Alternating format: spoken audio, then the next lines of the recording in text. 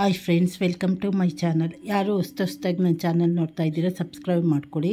ಲಕ್ಷ್ಮೀ ಬಾರಮ್ಮ ಇವತ್ತಿನ ಸಂಚಿಕೆಯಲ್ಲಿ ಏನಾಗುತ್ತೆ ತಿಳಿದುಕೊಳ್ಳೋಣ.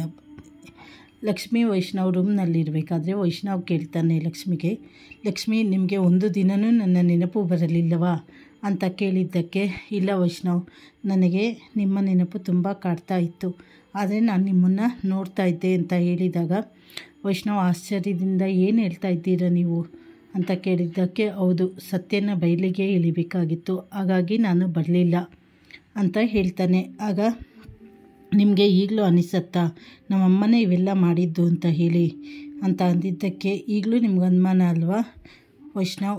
ಹೌದು, ಇವೆಲ್ಲ ಮಾಡಿದ್ದೆ ಅತ್ತೆ, ನನಗೆ ಗಿರಿಜಾ ಎಲ್ಲ ನಿಜನೂ ಹೇಳಿದರು ಅಂತ ಹೇಳಿದಾಗ ವೈಷ್ಣವ್, ಅವರು ಸಿಕ್ಕೇ ಇಲ್ಲ ಅಲ್ವಾ, ಅವ್ರು ಅವತ್ತೇ ತಪ್ಪಿಸ್ಕೊಂಡ್ರು ಅಂತ ಹೇಳಿದ್ದಕ್ಕೆ, ಹೌದು ತಪ್ಪಿಸ್ಕೊಂಡ್ರು, ಅದಕ್ಕಿಂತ ಮುಂಚೆ ಎಲ್ಲ ನನಗೆ ನಿಜ ಗೊತ್ತಾಯಿತು ಅಂತ ಹೇಳಿ ಲಕ್ಷ್ಮಿ ಹೇಳ್ತಾಳೆ.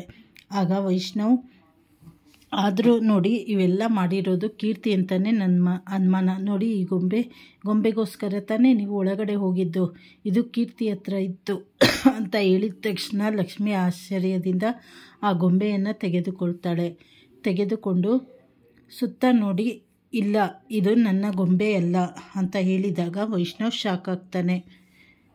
ಮುಂದಿನ ಸಂಚಿಕೆಗಳಲ್ಲಿ ಏನೇನಾಗುತ್ತೆ ಅಂತ ಹೇಳಿ ಮುಂದೆ ತಿಳಿದುಕೊಳ್ಳೋಣ.